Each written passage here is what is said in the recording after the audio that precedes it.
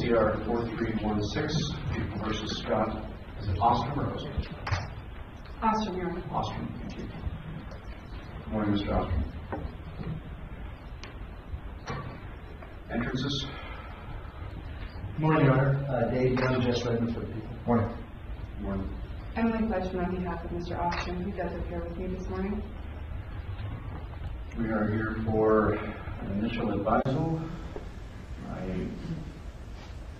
Just to be sure, I don't see anything yet filed. Is that correct? That's correct, Your Honor. All right. Ms. Fletchman, I'll leave it to you whether you want to be at the podium or at the table, since this is simply an advisal. You want to stay at the table? That's fine. Mr. Ostrem, I do need to advise you on certain matters involving this case. You have the right to make no statement. Any statement made can and may be used against you. You have the right to have an attorney represent you. If you are indigent, which means unable to afford to hire an attorney, and you qualify under the guidelines of the court, you have the right to request appointment of counsel or consult with the public defender before any further proceedings are held. Now, I have appointed the public defender for you because you are in custody, and as long as you remain in custody, the public defender will remain appointed unless private counsel enters. Do you understand these rights? Yes. You are being held for investigation of the crime of first-degree murder. The possible criminal penalties for that offense are either life in prison without the possibility of parole or death. The district attorney must file charges within 72 hours. You intend to file by Monday? Your Honor, I believe Rule 5 indicates that there's without unnecessary delay. It's not specific as to 72 hours. It's the people's request that we were given till Wednesday to file charges on this case due to the amount of agencies that were involved in this investigation. We're talking about massive amounts of police reports and investigations. If the court pushes us, we could certainly have charges ready to go on Monday. But it's our preference that we do it on Wednesday. And quite frankly, I don't see any prejudice to the defendant because I think we could still be ready to have a preliminary hearing within 35 days of today, for that matter. So that's the people's request, and I think the defense is objecting to that. Ms. Fletchman? And Judge, we do it correctly. Would ask your charges be filed within 72 hours.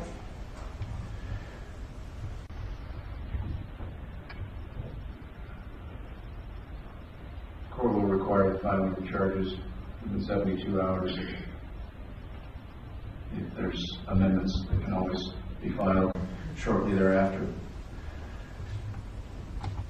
And we'll set a specific time for the advisal on the charges at the end of this advisal.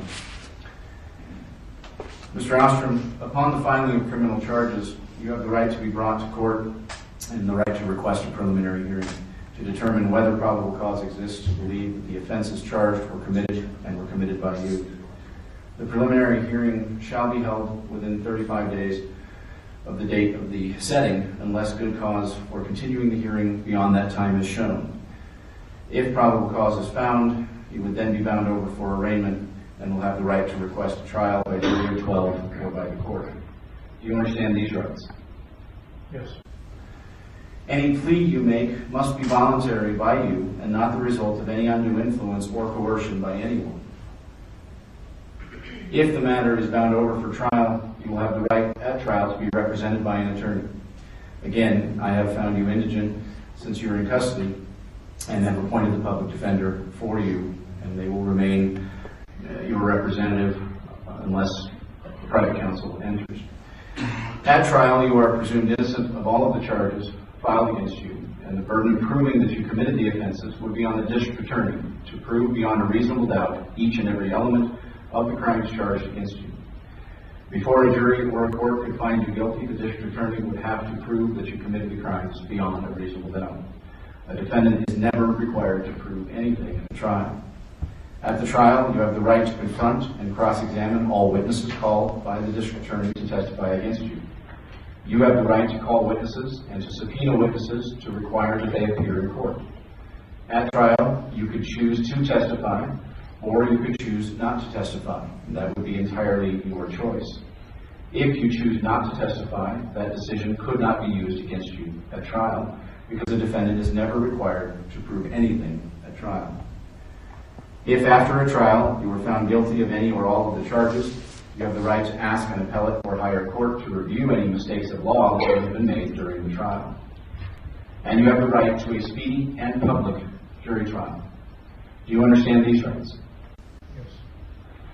Pursuant to Article 2, Section 19 of the Colorado Constitution, all persons are available by sufficient sureties pending the disposition of charges, except for capital offenses, when the proof is evident or the presumption is great. That issue, whether there is proof evident and presumption great, will be dealt with at any preliminary hearing that you request. Until then, you will be held without bond. Do you understand that? Yes. Ms. Fleischman, any further advisal you believe I have missed? No, at this time. Anything from the people? No, Your Honor.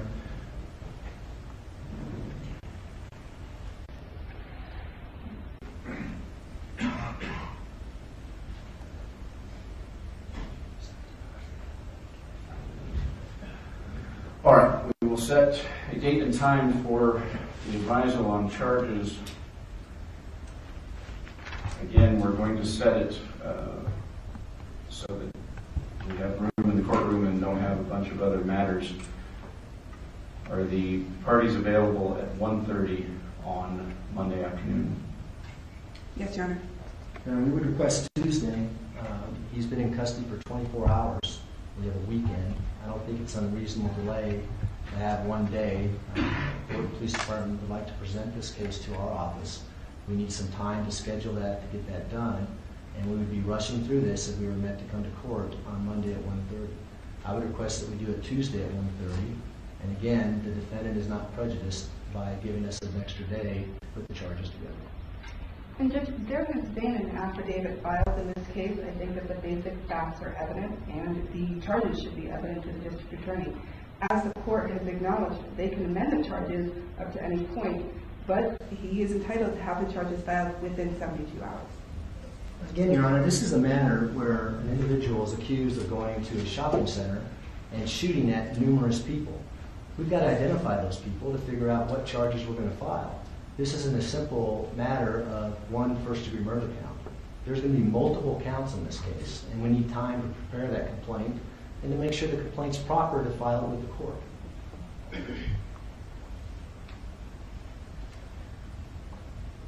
Court has heard the requests of both parties. I'm going to set the matter for return of filing at 1:30 on Monday. And Your Honor, I have filed some pretrial motions, two of which I would request the court hear today. We're not ready to proceed on those, Your Honor. I haven't even read them. And Judge, one of them is I would just like to make sure that the record's clear that we did file a revocation of any waivers of privileges or waivers of privileges that Mr. Ostrem may or may not have filed with law enforcement. And that is Defense Motion 8, and that has been uploaded into ISIS. I also faxed a copy of that to Sergeant O'Keefe yesterday afternoon. And then the other issue I was hoping that the court could hear today, it concerns access to the scene.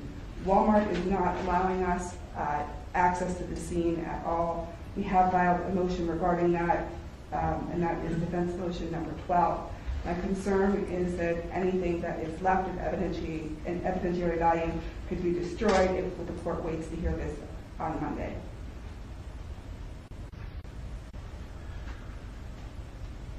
Mr. Young, do you have a response to that?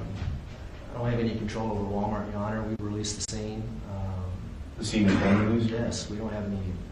I don't know that the court has jurisdiction over Walmart at this point. And Your Honor, Walmart has, they have not reopened to the public.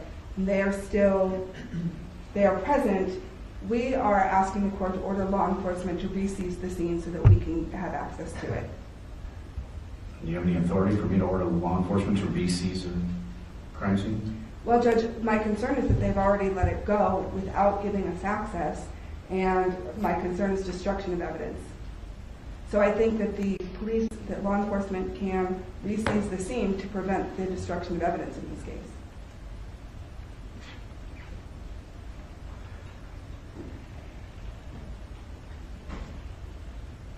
Never heard that in my life, Your Honor. I don't know how law enforcement can say, we're going to take over your Walmart without having a justification for doing that. We process the scene is completed, and the scene's been released.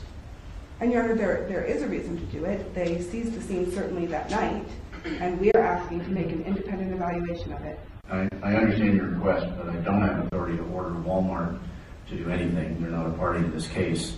And I know of no authority for me to micromanage the law enforcement's investigation of a crime scene or to order retaking a crime scene that has already been released.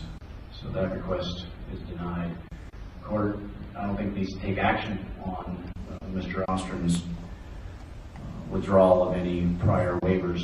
He's notified the court, he's notified the district attorney, and he's notified law enforcement. Obviously, at this stage, he is represented, and no one should be talking to him without permission of counsel. The other motions that are pending will have to be addressed on Monday at the return of filing.